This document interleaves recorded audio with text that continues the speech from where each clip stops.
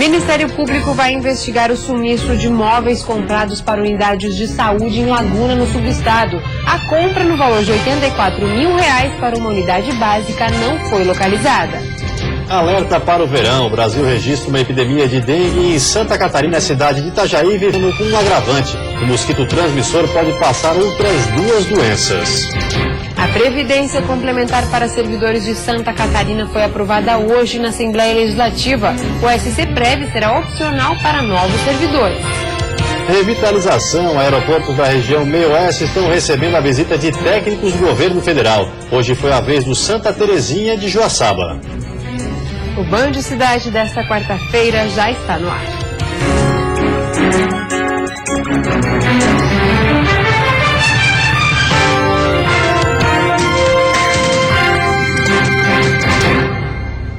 Olá, boa noite. Boa noite. Em Laguna, no sul do estado, móveis comprados para unidades de saúde não estão mais nos locais indicados. O Ministério Público vai investigar o caso. A Câmara de Vereadores aponta a compra de pouco mais de R$84 mil em móveis para a Unidade Básica de Saúde Campo de Fora, na época recém-reformada. Junto ao documento foi encaminhada a nota fiscal que detalha os móveis comprados e os valores. Esta é uma longarina de 3 lugares. De acordo com a nota emitida para a Fundação Municipal de Saúde de Laguna, ela custou R$441 cada. A nota mostra ainda que foram compradas 36 longarinas somente para a unidade de saúde, mas encontramos no local apenas 18. Já as cadeiras fixas, na nota seriam 60, mas na unidade de saúde há apenas 34. Diferença que também aparece nas cadeiras giratórias. A nota aponta 30 unidades, mas na prática são apenas 18. Somente nestes 3 itens, a diferença entre a nota fiscal e o que está no local soma quase R$13 mil. Já na Unidade Básica de Saúde Vila Vitória, reformada na mesma época, a nota fiscal mostra a compra de 19 unidades da tal longarina de 3 lugares, mas apenas 4 estão à disposição. Outro detalhe que chama a atenção é que, pelo espaço físico, é bem provável que as 19 longarinas que estão na nota sequer caberiam na unidade. A secretária de Saúde de Laguna não quis gravar entrevista, mas indicou uma outra funcionária para conversar com a nossa equipe. Os móveis que não estão nas unidades de saúde teriam sido levados para outros postos. Às vezes tu precisa de um móvel numa outra unidade, tu não pode fazer aquisição no momento, tu remaneja. Não está descoberto. Não está descoberto, mas está em outra unidade. Essa é uma justificativa, tanto é que às vezes a gente mesmo precisa, pode ter ido para a policlínica, que eu precisei colocar. A funcionária também comentou o número excessivo de longarinas compradas para a Unidade Básica de Saúde Vila Vitória. Talvez na época de fazer as aquisições, ela fosse utilizada e foi feito um layout diferente na composição dos móveis e ela também passa a ir para outra unidade de necessidade. O Ministério Público Estadual já recebeu a denúncia e instaurou um inquérito para apurar a situação. O principal objetivo é verificar se os móveis foram entregues e para onde eles foram levados. Agora a gente vai ter que avaliar, porque as quantidades realmente são grandes, se realmente se encontram em outros postos de saúde aqui em Laguna, né? Outro detalhe que chamou a atenção é que nenhum dos móveis possui qualquer identificação da Prefeitura Municipal de Laguna e muito menos uma numeração, itens que poderiam facilitar o controle do patrimônio público. A Defesa Civil e o Corpo de Bombeiros fizeram uma simulação de incêndio em uma escola de Planalto Alegre, no oeste do estado. O objetivo foi treinar os alunos. Quando a sirene tocou, os alunos saíram das salas e com segurança foram até o ginásio. A simulação iniciou na cozinha, onde uma panela foi deixada no fogo e incendiou parte do local. Foi simulado também que o incidente teria deixado uma pessoa ferida. O Corpo de Bombeiros foi chamado para atender a ocorrência. Letícia, de 10 anos, ficou assustada, porque a simulação foi surpresa. Eu me assustei um pouco porque ninguém ia saber porque o professor já tinha falado que ia ser algum dia. E daí eu me assustei, daí tocou os apitos, daí a gente já sabia que era para vir pro ginásio. O oeste do estado é uma das regiões mais prejudicadas com desastres naturais. A meta da Defesa Civil e Corpo de Bombeiros foi de treinar as crianças para que elas saibam como agir diante de um vendaval, incêndio ou enchente. Mas o objetivo é que eles criem o pensamento preventivo e que criem um trabalho social de segurança maior. Aproximadamente 100 alunos receberam um treinamento na semana passada. O coordenador da Defesa Civil de Maravilha acredita que esses trabalhos são muito importantes para que as crianças possam repassar orientações para os familiares. A preocupação maior é com a vida das nossas crianças, então esse simulado ele serve de uma forma de conscientizar as crianças que no momento de um desastre nós precisamos agir com tranquilidade, saindo de forma segura, porque a partir do momento que nós criarmos um apavoramento, nós não conseguiremos evacuar o local com segurança, e a segurança para nós é o mais importante nesse momento. A simulação foi surpresa e o desempenho e tranquilidade dos estudantes foi aprovado. E eles, muito bem treinados, demonstraram isso hoje nessa situação.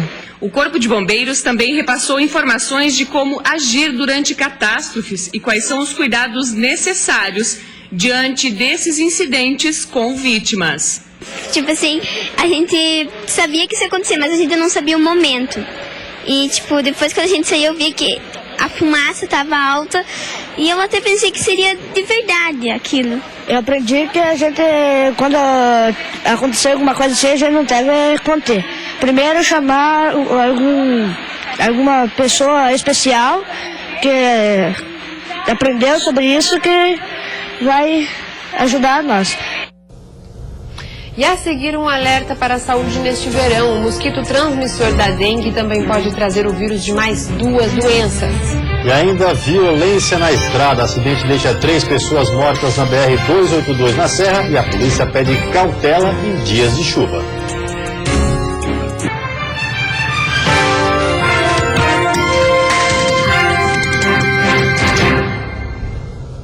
O Brasil vive uma epidemia de dengue com mais de 745 mil casos da doença registrados só neste ano. E o alerta agora é mais grave. O mosquito transmissor da dengue também pode carregar os vírus de mais 2 doenças.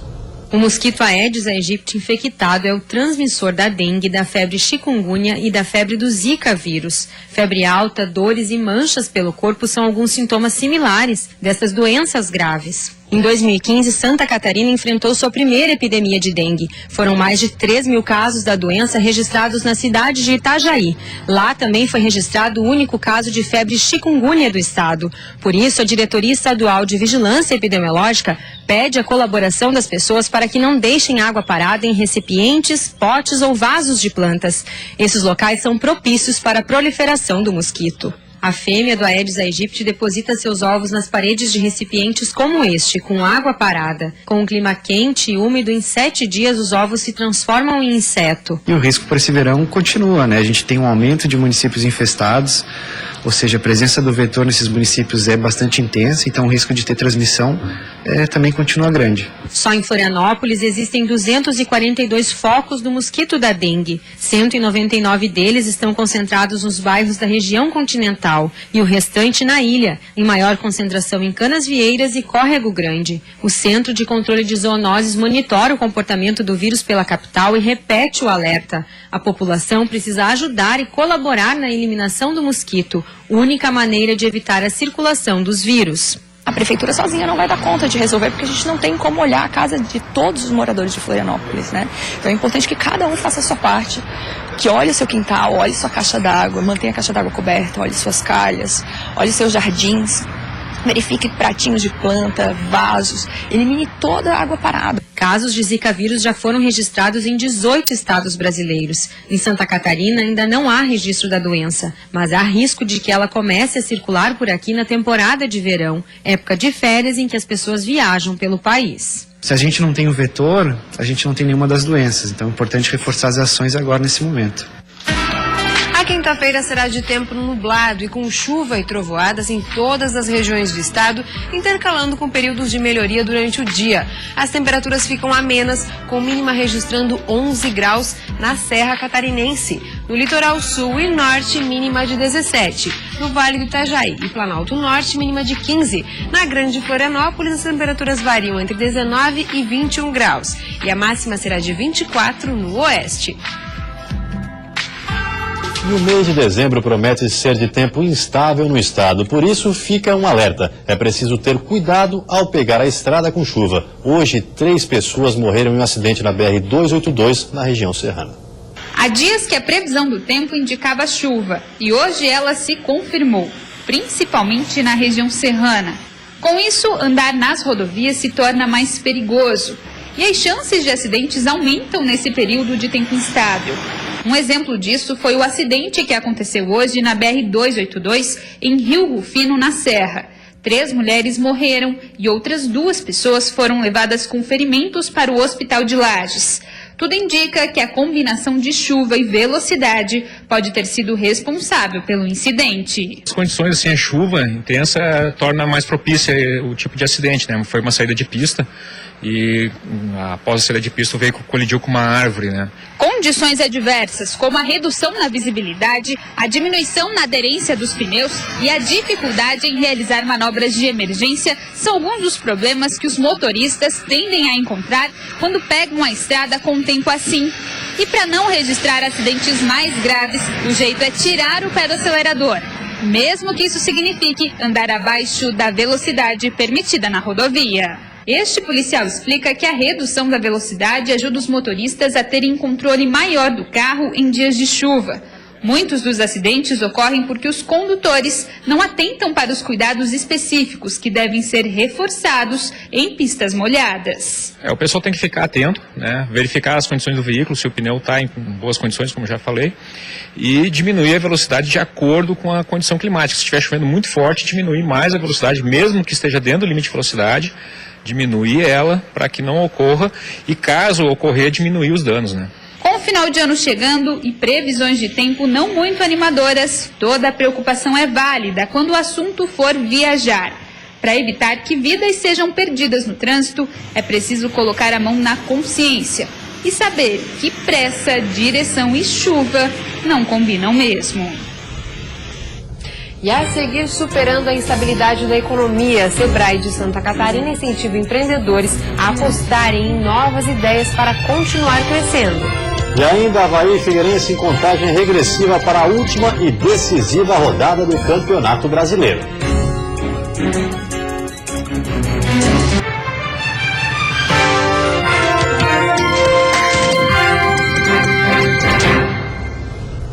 Futebol, Avaí e Figueirense intensificam os preparativos para a rodada do tudo ou nada. O Leão entra em campo com o time completo. Já o Alvinegro tem 2 desfalques importantes.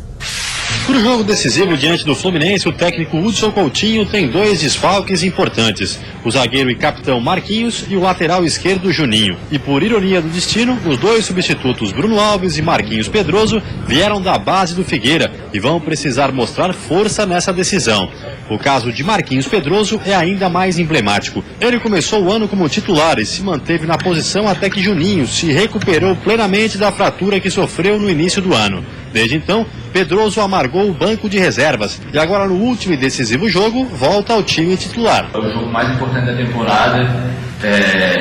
Eu, como todos os outros atletas, queriam muito estar presente dentro de campo para poder dar o melhor e é óbvio, permanecer na Série A, que esse é o nosso maior objetivo. Precisando vencer para se garantir na Série A do ano que vem, o Avaí enfrenta o Corinthians com o time praticamente completo. O único desfalque é Marquinhos Santos, que se recupera de cirurgia no joelho. Mas mesmo com todo mundo podendo jogar, o pessoal sabe que vencer o Corinthians em Itaquera não vai ser fácil. Por isso, além da parte física, o lado psicológico também precisa estar 100% para o jogo de domingo. A gente não precisa pensar neles.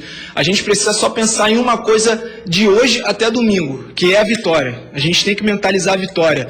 Desde os trabalhos que vão começar hoje, desde até domingo, a gente tem que pensar só na vitória. O projeto da UDESC promete trazer ao Brasil uma nova maneira de cultivar morango. Os morangos italianos já estão sendo plantados em algumas regiões do país. A qualidade da fruta vem surpreendendo produtores. Tudo começou na UDESC em Lages no ano de 2012, quando as cultivares de morango vindas da Itália começaram a ser produzidas aqui. O processo é feito todo pela universidade, que distribui para viveiristas multiplicarem e venderem para o produtor. Atualmente, Santa Catarina, Rio Grande do Sul e Minas Gerais já produzem um morango, que foi apelidado de italianinho. Olhando assim, a primeira impressão que a gente tem é que esse morango é aquele que a gente está acostumado a comprar no supermercado. Mas é aí que vem um engano.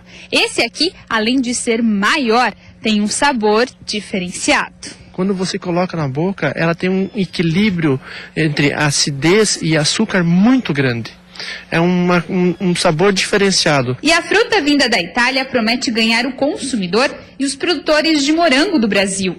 Isso porque, segundo o professor responsável pelo projeto de aperfeiçoamento do material genético no país, ele vai custar menos do que os tradicionais existentes nos supermercados, que são importados da Argentina e do Chile. Você ter uma cultivar aqui no Brasil que possa produzir as mudas frescas, chamadas mudas frescas no Brasil, a partir de fevereiro entrega aos produtores, você consegue reduzir o custo e antecipar a produção em relação das mudas importadas, que às vezes acabam nos chegando em novembro, que dificulta muito a produção para o produtor. Para essa acadêmica que participa do projeto, já deu para notar a diferença também na produção. Pela qualidade do fruto, principalmente, elas têm uma produção superior e ainda mais a qualidade do fruto, né?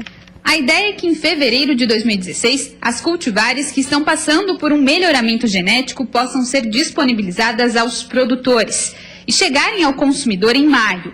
Uma oportunidade para ampliar a gama de ofertas da fruta, além de dar mais opções de plantio fora de época.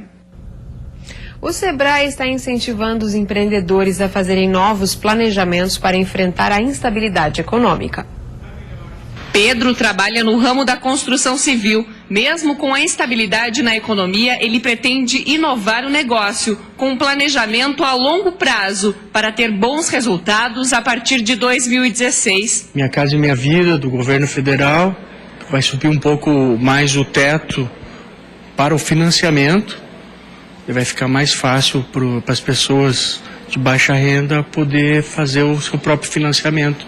Para fortalecer as habilidades do empreendedor, o Sebrae está realizando o curso do Empretec, que deverá proporcionar melhorias no desempenho empresarial, maior segurança na hora de tomar decisões e ampliar a visão das oportunidades. Gênios e empreendedores são incompreendidos num primeiro momento. Quando os grandes gênios da humanidade foram compreendidos mais tarde. Os empreendedores parece que eles estão sempre à contramão da realidade. Ao contrário, estão certos. São pessoas visionárias. Enquanto os caras choram a crise aqui, eles estão vendendo o lenço do outro lado. Enquanto uns se lamentam aqui, eles estão projetando, e assim é. Adriana Malaguti é formada em Ciências Contábeis, trabalhou na área por vários anos e agora busca fazer uma pesquisa de mercado para futuramente abrir seu próprio negócio. E eu sei que se eu abrir alguma coisa para mim, eu posso aplicar o que eu aprendi na minha área também. Sou formada em Contábeis, então isso pode contribuir sim também para o que eu vou abrir.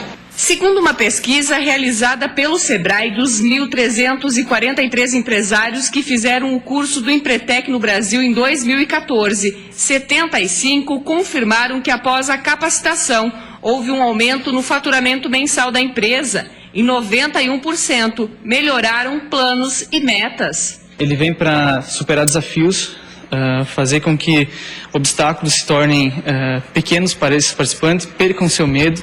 Tá? Então ele é um curso que vai mexer com o psicológico do participante, vai desenvolver capacidades que ele nem sabe que tem, tá? Vai despertar ideias, interesses e a formação inovadora desse potencial empreendedor ou do próprio empreendedor que já é hoje. E a seguir, o aeroporto de Joaçaba recebeu hoje a visita de técnicos do governo federal. E ainda a Previdência Complementar para servidores de Santa Catarina é aprovada na Alesc.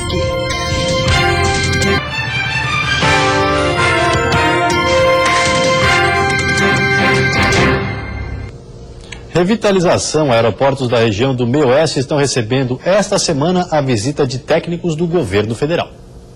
Sem operar voos regulares desde 2013, o aeroporto Santa Terezinha faz parte dos 13 municípios catarinenses contemplados com o Programa de Investimento e Logística do governo federal e deve passar por uma revitalização. O programa prevê 5 etapas de estudo de viabilidade técnica, estudo preliminar, anteprojeto, licitação e obras. Joaçaba está na terceira fase do programa, que é o anteprojeto. Hoje, membros da Secretaria Nacional de Aviação detalharam o andamento das tratativas e visitaram o aeroporto. No local, mesmo com forte chuva, foram observados pontos como a pista e terminal de passageiros. Ainda não é possível definir prazos para as próximas etapas, porém a avaliação foi positiva. Joaçaba é hoje o aeroporto mais adiantado no Programa de Aviação Regional do Governo Federal, sendo gerenciado pela Secretaria de Aviação Civil. Então viemos aqui fazer uma reunião com a Prefeitura e com as autoridades locais para informar do status do aeroporto, que hoje está em fase de licenciamento ambiental. A gente está na conclusão dos estudos ambientais para que a gente possa seguir com o anteprojeto, e a próxima etapa seria a licitação das obras. Hoje, o aeroporto mais próximo fica a cerca de 180 quilômetros de distância de Joaçaba. Com a reforma e ampliação, cerca de 600 mil pessoas de aproximadamente 13 municípios da região Meio-Oeste devem se beneficiar com voos diários no local. A gente tem todos os dados econômicos de quanto comporta um aeroporto em atendimento a toda a nossa região. Nós estamos falando em mais de 600 mil pessoas num raio de apenas 100 quilômetros que convergem hoje para Joaçaba. E certamente você tendo a logística de aeroporto funcionando, você muda todo o conceito econômico, social, cultural, não só de Joaçaba, Erval do Oeste e Luzerna, mas de toda essa entorno dessa grande região, no raio de 100 quilômetros partindo de Joaçaba. A Assembleia Legislativa de Santa Catarina aprovou agora à tarde o novo plano de previdência complementar pública para os servidores do Estado. A medida é uma tentativa do governo para acertar as contas públicas. O SCPREV foi votado com a Assembleia Legislativa praticamente vazia. É que a presença dos manifestantes foi substituída pela da Polícia Militar. O líder do governo, Silvio Drevec, concordou com a medida de segurança adotada pela presidência da Alesc e defendeu a aprovação do projeto de lei proposto pelo Executivo para acertar as contas públicas. Não havia necessidade se não tivesse acontecido os episódios que aconteceram aqui na Assembleia, de deputados serem agredidos com ovos, com farinha, de atitudes de bater em vidros com assoalho do sapato, com pedra. O plano de previdência complementar será opcional para os novos servidores que entrarem para o Estado e só vai afetar quem ganha salários acima do teto de cobertura do INSS. A contribuição poderá ser de 8% ao mês, com igual contrapartida do governo. Mas a preocupação com a crise financeira não chegou a todos os parlamentares. Para a deputada do PT, Luciane Carminati, o governo não levou em conta outras despesas. A aposentadoria dos governadores. Nós teremos aí nos próximos 4 anos 16 milhões de gastos com essas aposentadorias. Esse é outro debate que esta casa tem que ter a coragem e o governo de mexer, porque é uma imoralidade. Os professores da rede pública estadual que protestam contra o tradicional pacotão de projetos de lei apreciados nos finais de ano pretendiam acompanhar os últimos dias de trabalho na casa, mas foram frustrados. Isso para nós é muito ruim, né? Muito triste, né? A Assembleia Legislativa, a Casa do Povo, como se diz, né?